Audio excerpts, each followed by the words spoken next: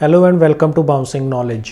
HTML5 के video tutorials में आपका एक बार फिर से स्वागत है। आज के सेशन में हम एक्सरसाइज नंबर 6 के सॉल्यूशन को डिस्कस करेंगे, लेकिन उससे पहले हम रीकैप कर लेते हैं अपने प्रीवियस वीडियो सेशन का, जिसमें हमने HTML5 के प्रीवियस वर्जन्स में यूज़ होने वाले फ्रेम्स कॉन्सेप्ट को डिस्कस किया। ये कॉन्सेप्ट हमने इस ट्यूटोरियल में इसलिए शामिल किया है ताकि हम डिफरेंशिएट कर सकें कि आई फ्रेम्स और पुराने फ्रेम्स में क्या फ़र्क था, और आई फ्रेम के इंट्रोड्यूस होने में जो ड्रॉबैक्स थे फ्रेम्स के अंदर, उनकी वजह से ही आई फ्रेम को इंट्रोड्यूस किया गया था। तो उसके बारे में हमने डिस्कशन किया प्रीवियस वीडियो सेशन में। आई होप कि आपको ये कॉन्सेप्ट अच्छी तरह से क्लियर हो गया होगा। तो चलिए आज के सॉल्यूशन को डिस्कस करते हैं। एक्सरसाइज नंबर 6 में आपको इस तरह का एक फ्रेम जनरेट करना है जिसमें हम 5 अलग अलग फाइल्स को यूज़ कर सकें। इस पैटर्न में हमें फ्रेम्स बनाना था। तो चलिए इसका सॉल्यूशन देख लेते हैं। तो सॉल्यूशन कोड आपके सामने स्क्रीन पर डिस्प्ले हो रहा है। यहाँ हमने हेड सेक्शन में जो फ्रेम सेट है उसको 3 पार्ट्स में डिवाइड किया है, जिसमें हमारा फर्स्ट पार्ट जो है वो 30 का है, दूसरा पार्ट 40 का है और तीसरा पार्ट 30 का है। फिर उसके बाद जो 30 का पार्ट है उसको हमने फर्दर 2 पार्ट्स में डिवाइड कर दिया 50-50, जिसमें हमने फ्रेम 1 और फ्रेम 2 नाम दिया है, और इस फ्रेम सेट को हमने यहीं क्लोज कर दिया। उसके बाद जो 40% वाला फ्रेम है उसके लिए हमने नेम रखा है फ्रेम 3, और फिर उसके बाद जो थर्ड फ्रेम है हमारे मेन फ्रेम पार्ट का, उसको भी हमने फर्दर 2 पार्ट्स में डिवाइड कर लिया, और उसके लिए भी हमने फ्रेम 4 और फ्रेम 5 नाम रखा है। तो ये इसका सॉल्यूशन है सिंपल। और यहाँ पर हम जो 5 फाइल्स ओपन करना चाहते हैं उनके नाम हम यहाँ पर स्पेसिफाई कर सकते हैं। तो चलिए इसको प्रैक्टिकली इम्प्लीमेंट करते हैं। यहाँ पर हम फ्रेम सेट को यूज़ करेंगे, और सबसे पहले हम इसको कॉलम्स में डिवाइड करेंगे।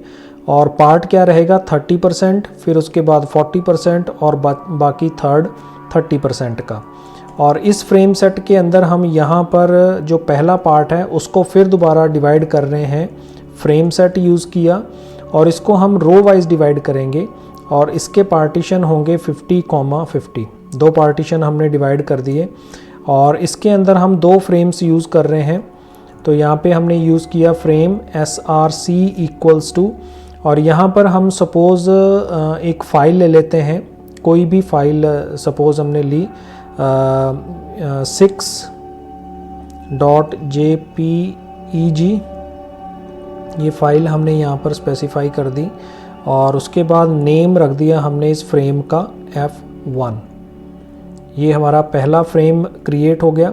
दूसरे फ्रेम्स के अंदर हमने क्या किया, फ्रेम SRC = 2, और यहाँ पे हमने 3.jpg फाइल को ओपन किया, और इसका नाम हमने रख दिया =F2। ये दूसरा फ्रेम हमने यहाँ पे स्पेसिफाई कर दिया।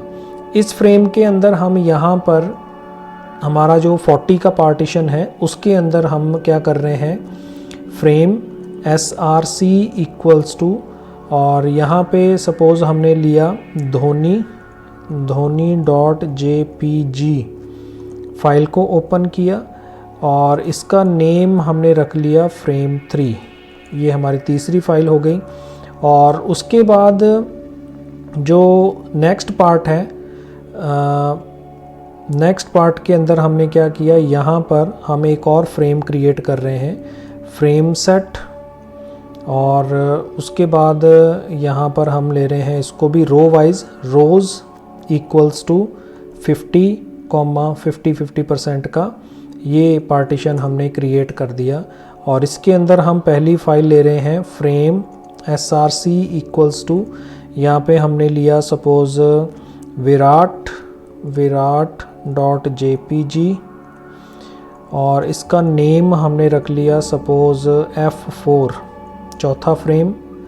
और लास्ट हमारा जो फ्रेम है यहाँ पे हमने दिया फ्रेम SRC = 2, यहाँ पे हमने लिया रोहित.png,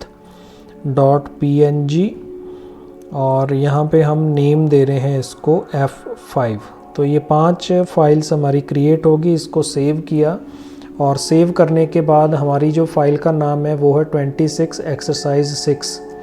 तो यहाँ पे हम 26 एक्सरसाइज 6 को ओपन करेंगे।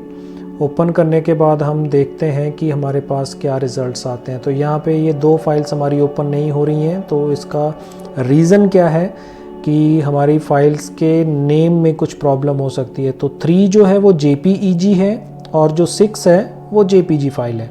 तो चलिए इसको थोड़ा सा चेंज कर लेते हैं। ये JPG फाइल है 6 और 3 जो है वो JPEG फाइल है।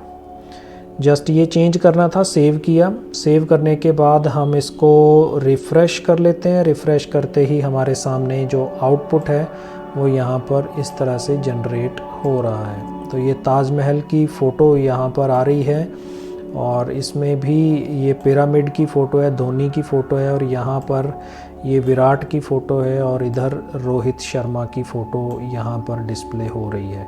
तो इस तरह से हमने 5 जो फाइल्स हैं उनको हमने इन फ्रेम्स के अंदर डिवाइड कर दिया है और इस तरह से हम फ्रेम्स का यूज़ कर सकते हैं अपने वेब पेज के अंदर जैसी कि हमारी रिक्वायरमेंट होती है। तो आई होप कि आपको ये सॉल्यूशन समझ में आ गया होगा। तो इस वीडियो में फ़िलहाल इतना ही। नेक्स्ट वीडियो में हम एक नए टॉपिक के साथ एक बार फिर आपके सामने हाजिर होंगे। Thanks for watching.